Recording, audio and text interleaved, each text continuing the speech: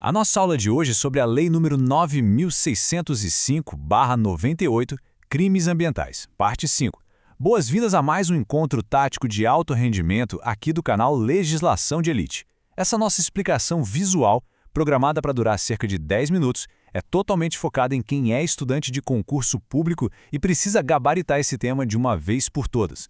A gente vai abordar todo o conteúdo do resumo, dando uma ênfase especial e cirúrgica em todos os artigos essenciais para aprovação. Vamos decodificar a lei direto ao ponto. A nossa preparação estratégica começa agora. O roteiro de hoje é super direto. Vamos passar por base e competência jurisdicional, regras e distinções fundamentais, um passo a passo da tipificação para blindar o conhecimento, exemplos e casos práticos, nossos indispensáveis alertas de pegadinhas frequentes e vamos fechar com um resumo de crimes e penas. Então, vamos direto para a nossa primeira parte, base e competência jurisdicional. É aqui que a gente define o campo do jogo jurídico. Olha só, existe uma distinção clássica e muito perigosa nas provas entre as naturezas dos crimes. As bancas simplesmente adoram fazer essa confusão. De um lado, a gente tem o crime formal. Ele se consuma sem precisar de um resultado naturalístico. Ou seja, a mera potencialidade de causar um dano já é o suficiente. Isso acontece demais nos casos de poluição. Do outro lado, temos o crime de perigo abstrato. Aqui, a própria lei já presume o perigo só pelo comportamento do agente. A simples conduta já basta para punir, sem a menor exigência de provar um perigo real e tangível lá no caso concreto. É uma diferença sutil, mas absoluta na hora da prova. Isso já puxa o nosso gancho para a competência de julgamento. O que a gente precisa gravar na memória? A regra de ouro é: a competência é da Justiça Estadual. Ponto final. A migração para a Justiça Federal é uma exceção estrita. Ela só vai acontecer se a questão da prova trouxer gatilhos muito claros, sabe? Coisas como interesse ou bens da União, áreas da Marinha, parques e reservas federais ou casos de transnacionalidade. Se o examinador não citar textualmente um desses elementos, a competência fica no Estado mesmo, sem inventar moda. Avançando para o nosso segundo tópico, regras e distinções fundamentais. Vamos ver como funcionam os conflitos de leis. Aqui tem um conflito aparente de normas que despenca em concurso. É o caso da disseminação de pragas ou doenças. Presta bem atenção nisso. Se a conduta for dolosa, a gente aplica o artigo 61 da Lei de Crimes Ambientais, que prevê pena de 1 a 4 anos. Por quê? Porque ele é mais benéfico para o réu do que o rigor do Código Penal. Agora, se a conduta for culposa, a coisa muda totalmente de figura. A gente precisa aplicar o parágrafo único do artigo 259 do Código Penal. É um detalhe mega técnico, mas é exatamente ele que define de forma contundente a alternativa correta na múltipla escolha. Outra queridinha das bancas examinadoras é a proteção do ordenamento urbano. A regra aqui é clara, não dá para confundir as condutas. A pichação é sempre tratada como crime, tá? Com pena estipulada variando de 3 meses a 1 ano. Já a prática do grafite, bom, se for feito com a finalidade de valorização do patrimônio, seja cultural ou artístico, e tiver o devido consentimento ou autorização, aí é um fato completamente atípico, ou seja, não tem crime nenhum configurado. Vamos para o nosso terceiro ponto, o passo a passo da tipificação. É a nossa abordagem tática para o dia do exame. Para não cair em nenhuma alternativa absurda, é só seguir esse modelo tático de 5 passos analíticos. É como um checklist. Primeiro, a gente identifica qual é o bem jurídico protegido. É a flora, o ordenamento urbano. Segundo, precisamos verificar a natureza do crime, se é formal ou de perigo abstrato, até para saber se exige perícia. Terceiro, a gente analisa as circunstâncias, sempre buscando qualificadoras ou causas de aumento. Quarto, checamos se o tipo penal admite a modalidade culposa. E quinto, definimos a competência, lembrando sempre que a nossa presunção inicial é a Justiça Estadual. Na hora do aperto, com o relógio correndo, a memorização salva. Existem 3 âncoras mnemônicas que são atalhos instantâneos durante a resolução. É imperativo fixar o seguinte: 54 formal, 56 abstrato, o que significa que ambos dispensam perícia, beleza? Segundo, consunção na obra, que reflete que construir em local proibido absorve a supressão de vegetação, caso ela seja um meio estritamente necessário. E por fim, praga, 61 no dolo, 259 na culpa, cravando a resolução daquele conflito normativo que a gente acabou de ver. Passando agora para o tópico 4, exemplos e casos práticos, com foco total na jurisprudência do STJ. Lembra do consunção na obra do slide anterior? O STJ pensa exatamente assim. Se a pessoa destrói a vegetação estritamente como um meio necessário para construir de forma irregular em um local proibido, O crime fim, que é a construção, absorve o crime meio, que é a destruição da flora. A pessoa não responde por dois crimes diferentes no mesmo contexto. É um ato só, evitando que o réu seja punido duas vezes pela mesma situação.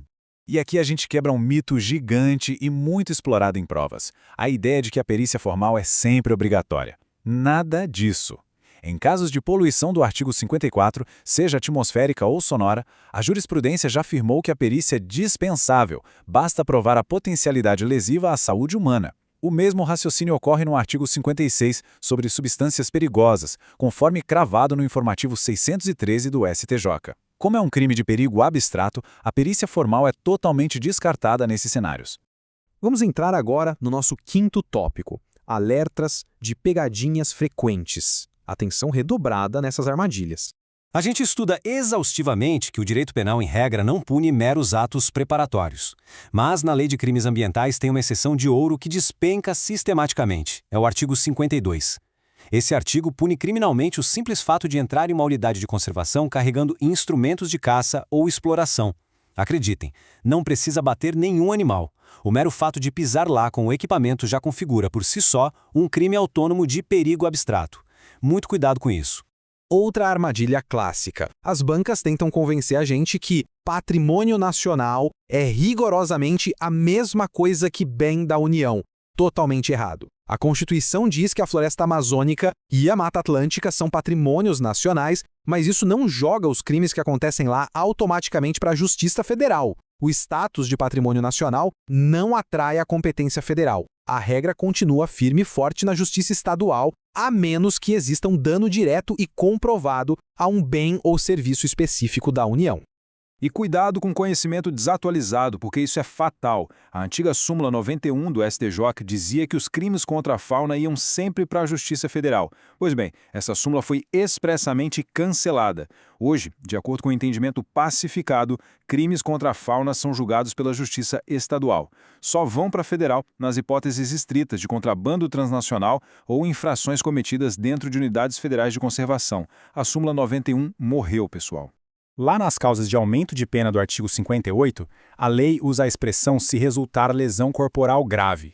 Gente, isso é taxativo e exaustivo. O examinador malandro vai tentar usar analogia, dizendo que uma lesão leve ou gravíssima também seja esse aumento específico. Isso é mentira. No direito penal é vedada a analogia em prejuízo do réu. Apenas a lesão corporal classificada expressamente como grave é que ativa esse aumento, nenhuma outra.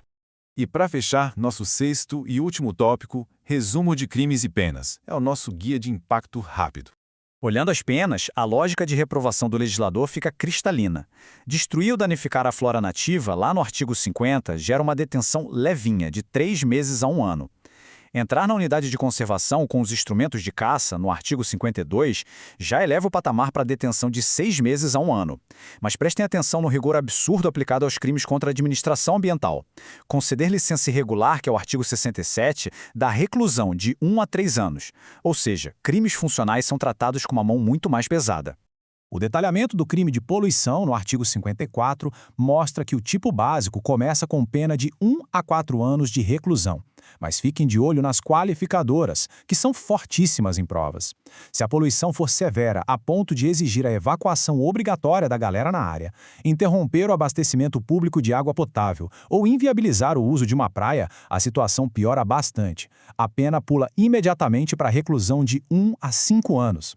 A progressão das penas encontra sua estrutura exata no artigo 58, que traz uma escala bem afiada. Começa com um aumento de 1/6 a 1/3 se houver diminuição de águas ou mudança climática perceptível. O multiplicador sobe de 1/3 até a metade se causar aquela lesão corporal grave que a gente debateu, e atinge o pico dramático, podendo até dobrar a pena se o crime resultar em morte. É uma escadinha que despenca nas provas. Para finalizar esse nosso encontro de alto nível no canal Legislação de Elite, fica um desafio que resume perfeitamente essa análise estruturada. Imaginem o seguinte cenário clássico de prova. Um fiscal flagra um indivíduo apenas portando equipamento de caça dentro de uma reserva estadual, sem ter abatido nem sequer perseguido nenhum animal. O examinador vai afirmar enfaticamente que se trata de um ato preparatório impunível. Diante da estrutura que a gente acabou de ver focado no perigo abstrato e no rigor do artigo 52, qual seria a resposta correta? A resposta revela que a letra da lei não deixa espaço para teorias genéricas. O simples porte lá dentro já é crime. Dominar essas tipificações é o que assegura precisão e, por consequência, a aprovação final. Encerramos por aqui. Continuem firmes na preparação e até o próximo encontro estratégico.